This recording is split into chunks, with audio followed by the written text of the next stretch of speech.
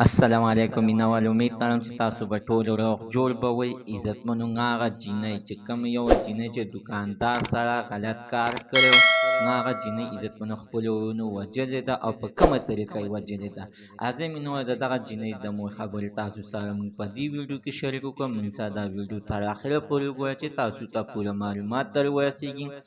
د دې معلومات نه مخکې زه تاسو ته دا یادګینه وکړم تاسو کو چارې زموږ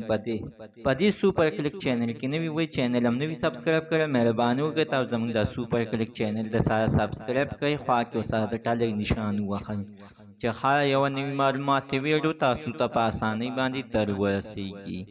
عزتمنو تاسو ته یاد وي چې په ټوله نړۍ کې دغه یوه ویډیو ډېره زیاته سخته خواره شوې وه چې دوکاندار د دوو د افغانو جینکو سره دغه شانتې غلط کار کړی او بیا کېده د ځان یې ویډیو هم سازه کړې وه هغه ویډیو عزتمنو بیا ټوله نړۍ کتلې وه چې کم یو کس په کتله عزتمنو په دغه دوکاندار باندې به یې نالت ویلی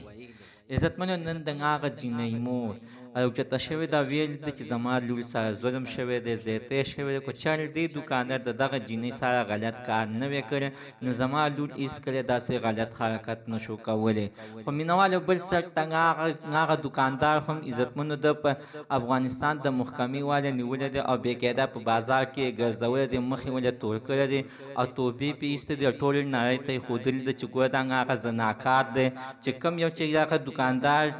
دوکاندار ده چې کوم یو د افغاني جینۍ سره غلط کار کړی دی او بیا کېده عزتمنو ځان ته هم کنځل کړي دي او توبې ایستې دي او ویلي دي چې بیا به زه داسې کار نه کوم عزتمنو دواړو ته ښه سزا میلاو شوې ده جینۍ مړه شوې ده خپلو وروڼو وژلې ده او دوکاندار په ټوله نړۍ کې دغسې په شرمونو باندې وشرمېدلو زموږ د دې ویډیو مقصد دا دی چې دغسې د غلط کار نه راولي مخکې سوچ کوه چې دا به اخر کوم ځای ته راسي زه چې دا غلط کار کوم یا دا زه ښه کوم که بد کوم زموږ د عزتمنو تر نن ورځې معلومات د دې ځای پورې د نوي معلومات دپاره د سره زموږ د